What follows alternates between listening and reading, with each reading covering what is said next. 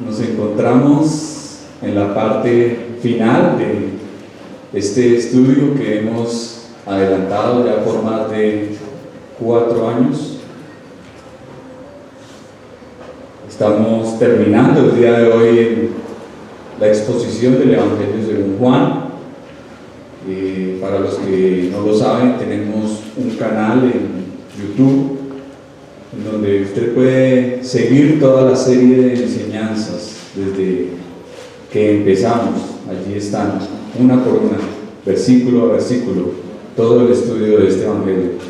Entonces, si alguien desea, puede hacerlo. También tenemos nuestro canal de Iglesia Bautista en la Sabana, donde hemos venido también subiendo las enseñanzas de los estudios de los Salmos y de los estudios que está dando mi hermano de la epístola del apóstol Pedro. Bien, antes de ir a la palabra de Dios, les invito a que tengamos un tiempo de oración y hablemos con Dios. Padre, muchas gracias, Señor, por este día. Gracias por todas, Señor, tus misericordias que has tenido para con nosotros, porque dice tu palabra que son nuevas y que cada mañana se levantan. Señor, nosotros cada día nos levantamos y podemos abrir los ojos. Tenemos, Señor, un pan, tenemos un techo, tenemos abrigo y sustento, Señor. Y todo esto, aunque muchas veces no lo entendamos, Señor, viene de ti. Porque tú eres un Dios bueno, tú eres un Dios misericordioso, que nos sustentas, que nos tienes, Señor, con bien.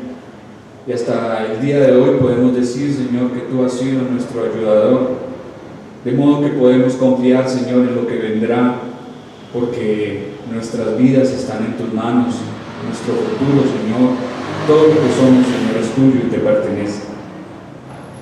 Padre, en esta mañana, Señor, te rogamos que al terminar este estudio, Señor, que hemos traído, tú seas hablando a nosotros. Que tú seas, Señor, dándonos luz e instrucción a través de tu palabra. Señor, que recibamos el consejo de ella.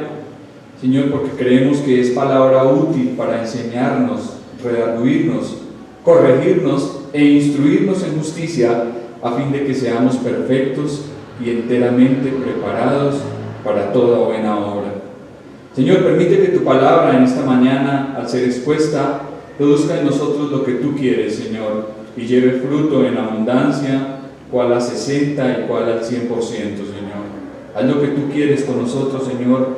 Háblanos y danos unos oídos y un corazón atento a tu mensaje, Señor. En el nombre de Jesús. Amén. Amén. Bien, les invito a que abran sus Biblias en el Evangelio según Juan, capítulo 21.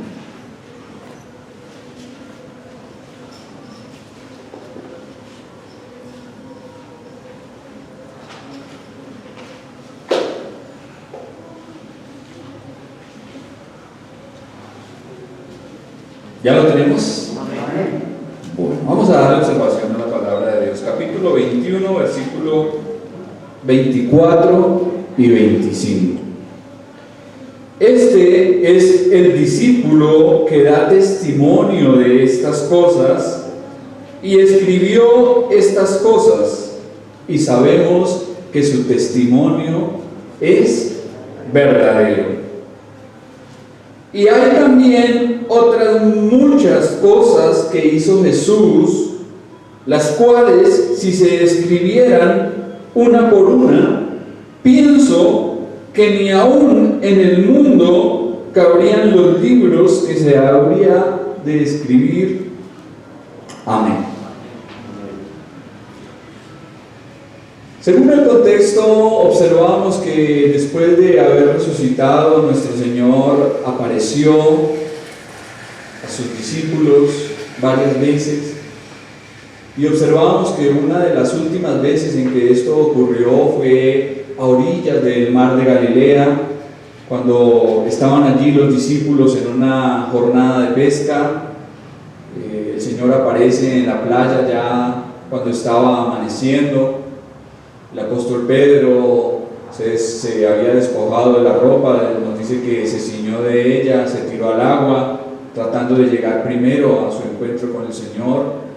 Luego el Señor allí en la orilla los recibe con un desayuno, les había preparado pescado para que comiesen. Y luego de preparar todo el escenario, nuestro Señor vimos que le dijo a Pedro 3 veces: ¿me amas? ¿Y qué le respondió el discípulo? Sí, Señor, sabes que te amo. El Señor le dijo: si me amas, apacienta mis corderos, pastorea mis ovejas. Y después de haberle exhortado de esta forma, porque fueron 3 veces las veces que Pedro le negó, nuestro Señor lo comisiona, lo restaura, y hablábamos de esto. Y luego observamos que el Señor empieza a caminar con Pedro a la orilla y alguien viene detrás. ¿Quién era? ¿Quién le seguía? Juan. Y después de Pedro enterarse de lo que iba a suceder con él, lo que el Señor le dijo, que cuando seas viejo otro te llevará, irás a donde no quieras, Pedro pregunta por Juan: ¿y qué de este? Y el Señor le dice: bueno, si yo quiero que él quede hasta que yo venga, ¿qué a ti? Si yo quiero que él viva hasta que yo vuelva y regrese nuevamente, eso es algo que a ti no te interesa, no te incumbe. Tú sigue. Y ya finalizando, como acabamos de ver en el versículo 24, Juan dice: este es el discípulo que da testimonio de estas cosas y escribió estas cosas, y sabemos que su testimonio es verdadero. En este pasaje, Juan declara solemnemente su propia autoría de este evangelio que lleva su nombre, así como también la veracidad de las cuestiones que ha tratado. Con esa humildad característica, no menciona su nombre, sino que habla de sí mismo como en tercera persona. Y es como si dijese: yo, Juan, quien estuvo recostado al lado del Señor, soy la persona que da testimonio de las palabras y los actos de Cristo. De modo que no he dicho más que la verdad, por lo que se puede confiar en mi testimonio sin reservas. Con claridad y de manera sistemática nos ha presentado las evidencias de las declaraciones que Jesús es el Dios hecho hombre. Cuando en una corte o en un tribunal de justicia se presentan las evidencias, ¿qué deben hacer las personas que las oyen? ¿Qué debe hacer el juez? ¿Qué deben hacer los que administran la justicia?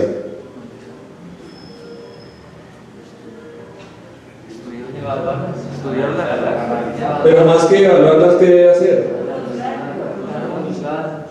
Decidir. Aquí Juan nos ha venido presentando las evidencias. Nosotros debemos decidir si las recibimos, si las creemos, si las aceptamos, o si por el contrario las hacemos a un lado y las rechazamos. Recordemos que el propósito de este evangelio ha sido para que creáis que Jesús es el Cristo, el Hijo de Dios, y para que creyendo en su nombre tengáis vida eterna. Amén. Las evidencias han sido puestas. Nosotros tenemos la decisión. Las aceptamos, las creemos, las recibimos como verdaderas o las dejamos a un lado. La decisión es suya. Juan testificó del Señor hasta el último día que vivió.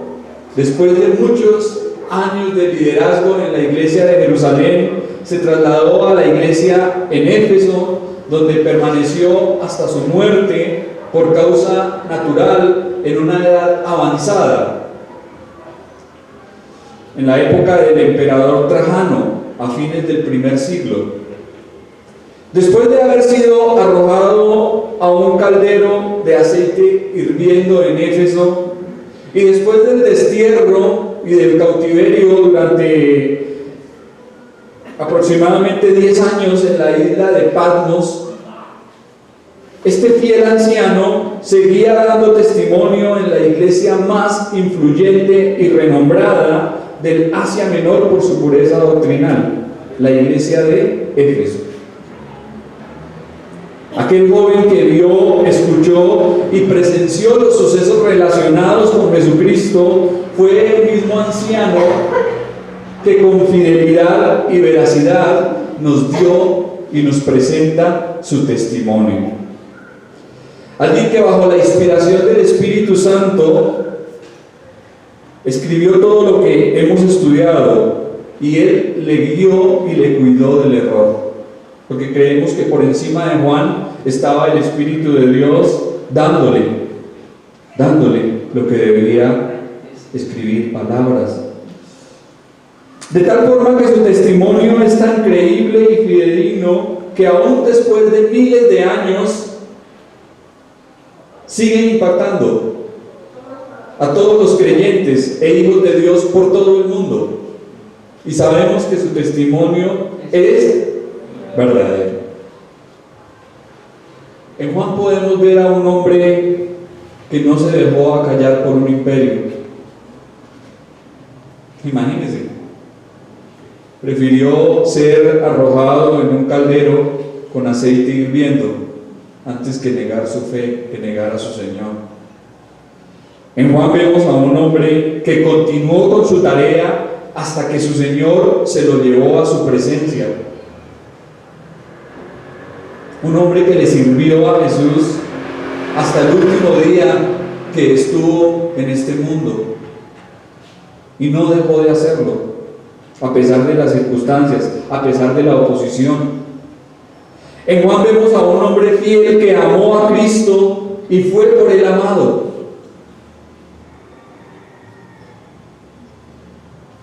Preguntábamos en estudios anteriores si el Señor nos mirase a cada uno de nosotros y nos dijese: ¿me amas?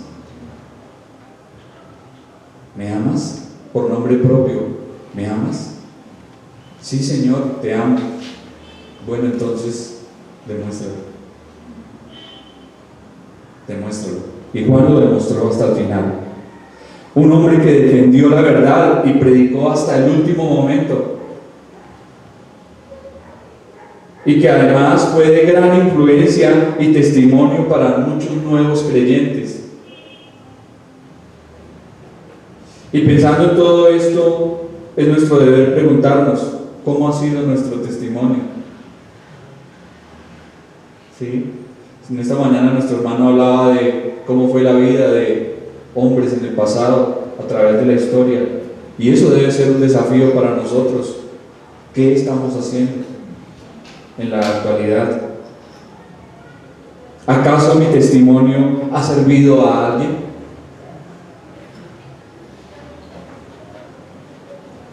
¿Hasta qué punto podemos sostenerlo? Tal vez no seamos unos teólogos con la profundidad de Juan, pero así sea nuestro testimonio sencillo y simple, en algo ha de beneficiar a otros. ¿Lo estamos dando? Al parecer, los ancianos de Éfeso pidieron al anciano Juan que escribiera su propio evangelio, ya que los otros apóstoles habían muerto y se incrementaban las herejías acerca de ellos. Entonces Juan presenta este evangelio también para hacer defensa de la fe. En los primeros siglos surgieron los gnósticos, surgieron grupos de judaizantes que querían introducir en la iglesia herejías destructoras, mentiras, errores doctrinales, y seguramente lo que vemos aquí es esa palabra que aparece en plural, sabemos, que aparece en este pasaje, incluía también el testimonio de los ancianos en la iglesia de Éfeso. Sabemos que su testimonio es verdadero. Esto nos hablaba de la veracidad y confiabilidad de este libro. ¿Cuánto bien tenemos por medio del testimonio de hombres que vivieron en el pasado, que no dudaron en darlo todo por la causa de Jesucristo? Se cuenta la historia de una mujer en un país muy ateo, quien llegó enferma a un hospital cristiano y allí oyó hablar de Cristo y se convirtió a Él. Un día la mujer le preguntó al doctor: doctor, ¿cuánto tiempo puedo vivir si permanezco en el hospital? No, más o menos 4 meses, fue la respuesta del doctor. ¿Y cuánto viviré si me voy a mi casa? Más o menos 2 meses. Entonces me voy a mi casa, dijo la mujer. Le dijo el doctor: pero usted perderá la mitad de la vida que le queda. Y una luz de gozo iluminó el rostro de aquella mujer, quien dijo con gran ánimo: ¿cree usted que no tendré gusto de dar la mitad de mi vida para contar a mis parientes y a mis amigos sobre el amor de Cristo?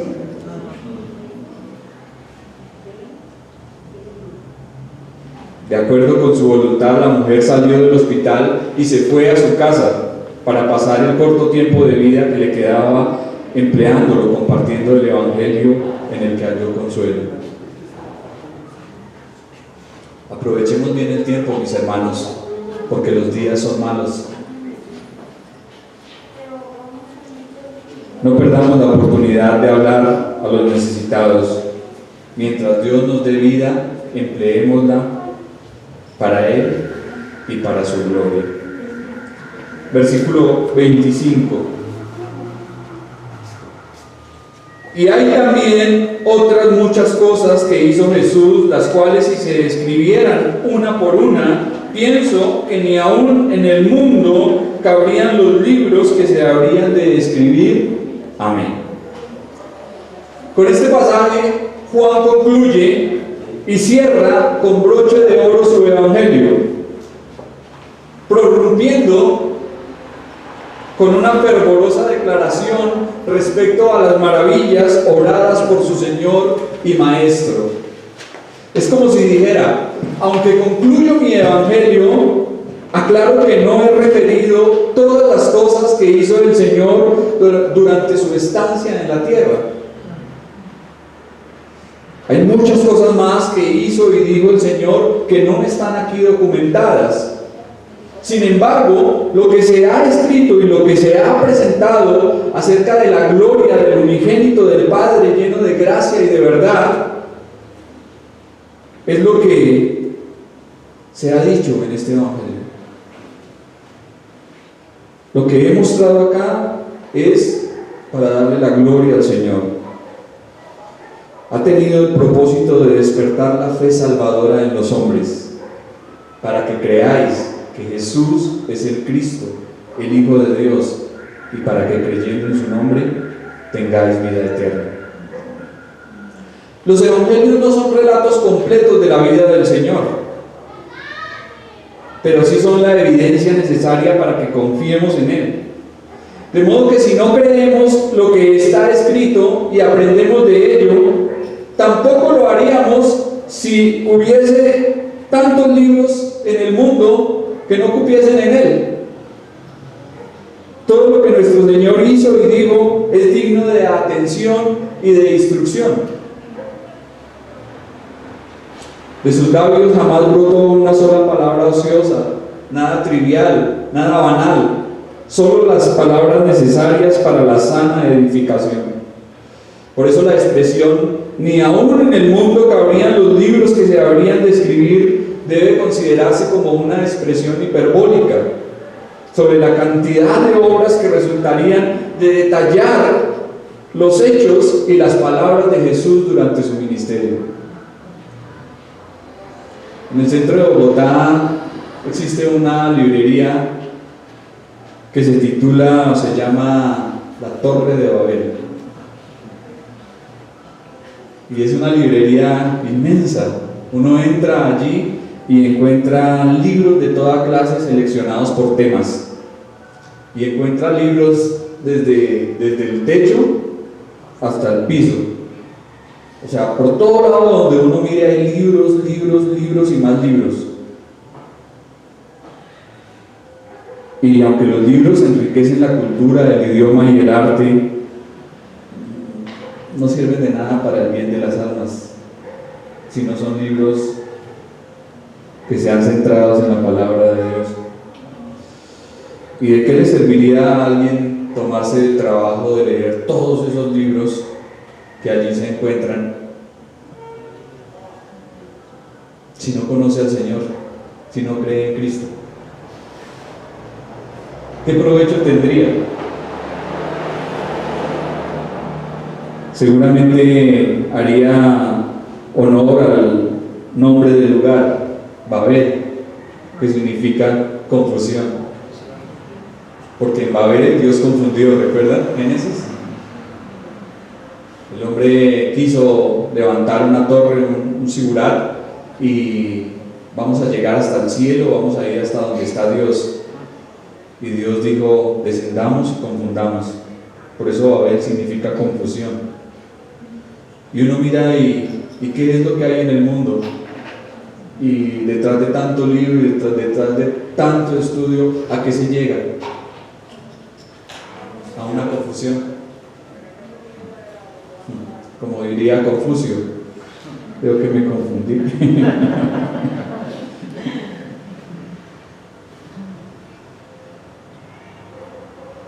Pero la palabra de Dios es confiable, es el testimonio verdadero, es lo que debemos recibir y creer, porque en ella encontramos la verdad escrita y la verdad encarnada.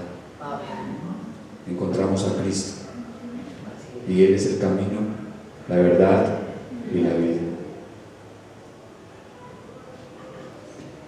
¿Ustedes han visto ese programa de acumuladores? Son personas que se dedican a almacenar y almacenar cosas, Un día estaba observando un capítulo de un hombre que se dedicó a coleccionar libros. Y el hombre tenía la idea de que en los libros estaba la sabiduría. Y empezó a meter libros en su casa, y libros y más libros, y cada vez que podía compraba libros, hasta que la casa se convirtió en un muladar por donde no había ni siquiera por dónde pasar. Y este hombre vivía prácticamente en un chiquero. Porque pues, o sea, ¿a qué nos pueden llevar los libros si no están fundamentados en el libro? No hay sabiduría, si no es en Dios y en su palabra.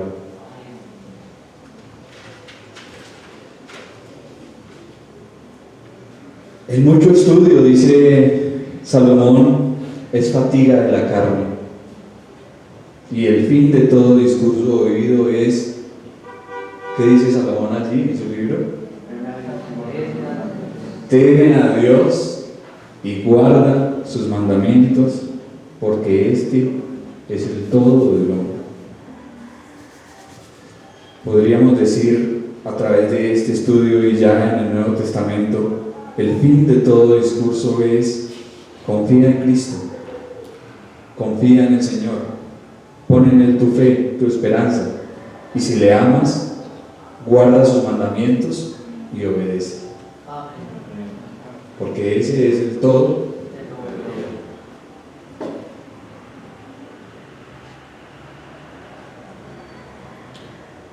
Para ser sabios no es necesario leer y devorar todos los libros que se nos crucen por delante. Solo basta con recibir y obedecer la palabra del Señor. Y lamentablemente veíamos en esta mañana, como mi hermano decía, todo lo que encontramos en las bibliotecas, aunque dice ser cristiano, aunque vamos a la biblioteca y allí hay muchos obras que están bajo el título de cristianas, encontramos que hay psicología, humanismo, nueva era, autosuperación y hasta hechicería. Hermano Javier da testimonio de que lo que digo es cierto. Lamentablemente él trabaja en una librería cristiana grande, no digo para no desprestigiar.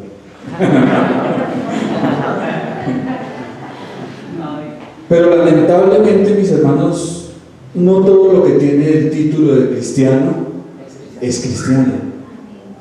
Y no todo lo que encontramos en la librería es sano ni es bueno. Por eso debemos de ser muy cuidadosos. Mi hermano en esta mañana también hacía el énfasis. Debemos de cuidar lo que miramos, lo que observamos, porque he conocido y he sabido de muchas personas que se han torcido y se han desviado de Dios y de su palabra por estudiar, por leer, por seguir a falsos maestros, por seguir doctrinas de hombres. Se han apartado de la fe y de la sana doctrina. Por lo tanto, debemos ser muy celosos en lo que nos permitimos leer y muy cuidadosos. El apóstol amado concluye con un corazón lleno de Cristo y desbordado de amor hacia Él, por lo que exclama al elevar la vista al Señor y ver toda su majestad, toda su grandeza, toda su gloria. Él dice: nuestro Señor es tan inmenso, es tan grande, es tan infinito, es el Dios eterno, que aún todos los libros que se pudieran escribir acerca de Él, de sus obras, de su vida, no cabrían en el mundo, porque Él es indescriptible. Él es el Dios omnipotente, el Dios omnipresente, omnisciente. Él es el Dios grande, que no se puede contener en los libros. Si la tierra no lo puede contener, dice que los cielos no lo pueden contener, porque Él es el creador de todo. Si nosotros nos dedicásemos a resaltar todas sus perfecciones, todas sus maravillas, todos sus portentos y su gloria, jamás terminaríamos. Y tampoco el mundo no los recibiría.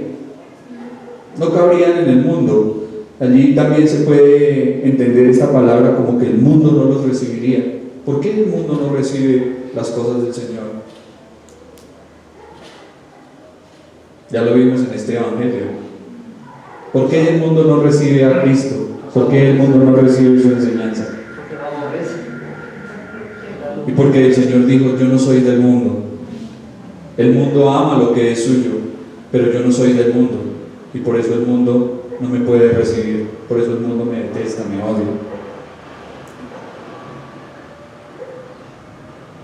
El mundo no ama a Jesús ni le recibe, porque Él se sale de su molde. Él es Dios infinito, creador y sustentador de todas las cosas. Imagínense si nos pusiésemos a detallar cómo el Señor creó el universo.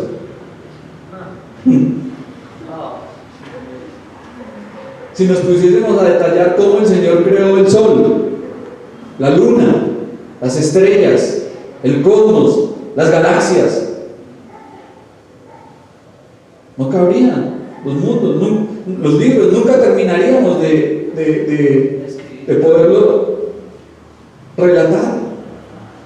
Aún nuestro cuerpo, somos una creación perfecta de Dios. Hablábamos ayer con alguien de la capacidad que tiene el cuerpo de recuperarse y de sobreponerse a las enfermedades, a los golpes. Hablábamos de un hombre que sufrió un accidente en bicicleta y se fracturó las costillas y quedó muy mal, pero ya después de una semana ha ido evolucionando y va mejorando. Entonces hablábamos de esto. Qué sorprendente es nuestro cuerpo. Pensar que como todo un hueso se parte y las células van allí y vuelve el hueso y se sella y vuelve a quedar bien. Usted se corta, se abre la piel y van allí las células y generan costra, y después esa costra se cae y vuelve a quedar la piel otra vez cerrada. Y eso es un milagro, solo Dios lo hace.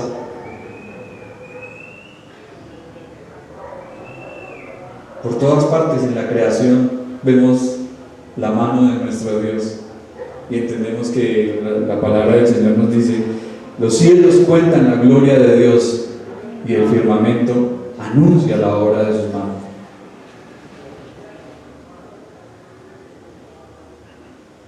No podríamos describir todo lo que el Señor ha hecho, por supuesto que no.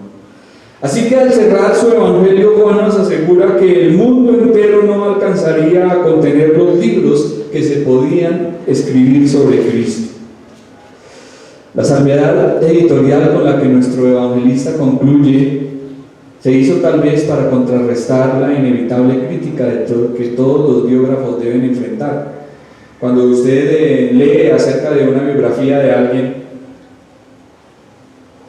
usted piensa: bueno, ¿y por qué no incluyó tal cosa?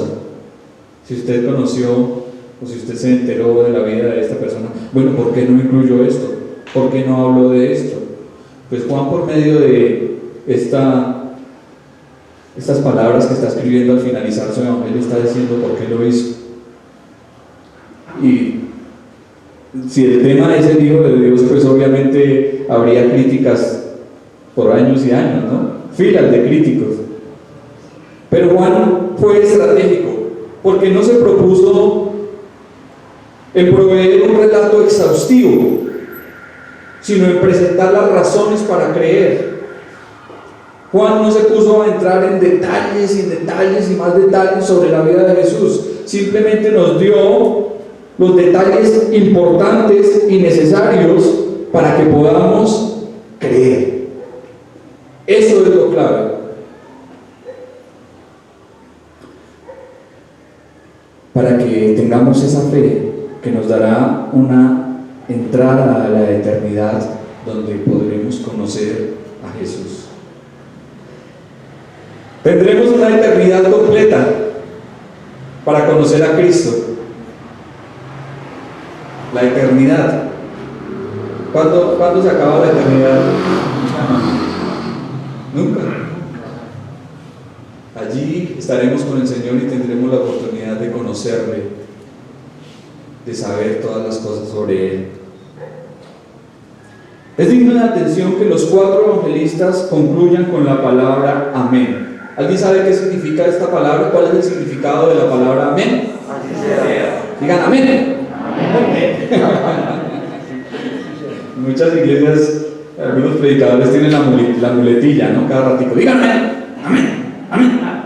Pero mentiroso el que les está predicando porque no dice la palabra de Dios. No podemos decir amén a todo lo que escuchamos. A veces es necesario ser como los cristianos de Berea. Iban a la palabra y verificaban a través de ella si lo que el apóstol les enseñaba era o no era la verdad. Y la palabra amén significa en verdad, ciertamente, es así.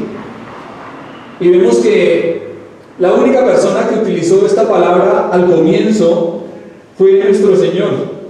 Recuerda que constantemente y continuamente nuestro Señor decía, ¿qué palabras? Antes de iniciar una frase, antes de decir algo. De cierto o cierto. De cierto te digo. Y es una expresión que equivale a decir amén, amén. ¿Y por qué nuestro Señor utilizaba esta palabra al comienzo? ¿Y por qué vemos que los hombres la emplean al final? Yo estaba meditando un poco en esto. ¿Por qué nuestro Señor utiliza el amén al comienzo de sus frases y por qué los hombres al final? Porque era su palabra y ellos hablan de su palabra. ¿Por qué más?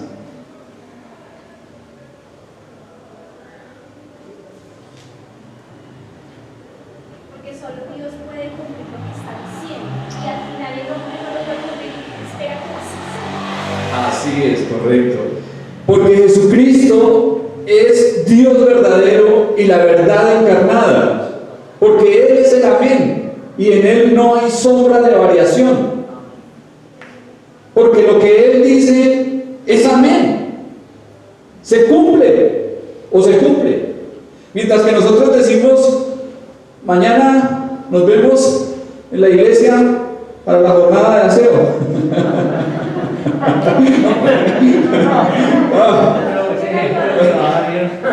Ahí sí que ni que amén, ahí sí que nada, porque menos cumplimos, ¿no?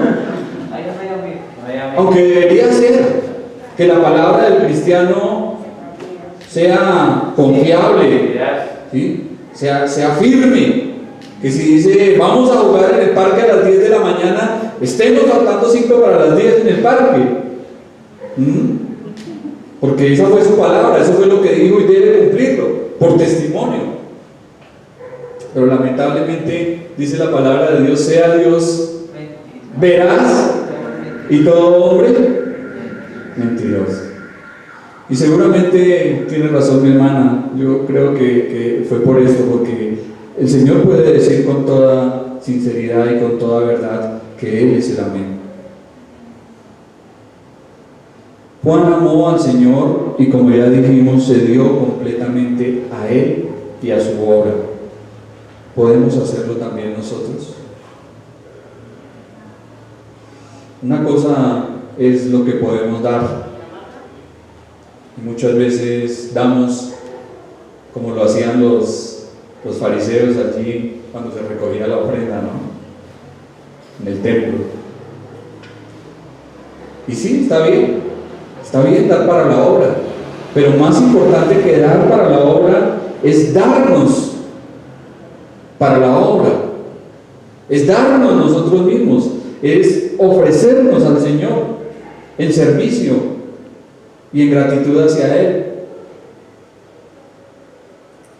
Se dice que la primera persona que se ofreció para la obra misionera en una iglesia metodista del sur fue una maestra de escuela, quien oyó un sermón sobre las misiones y, sintiéndose constreñida, colocó en la canasta de la colecta una tarjeta que decía: yo misma me doy para la obra misionera.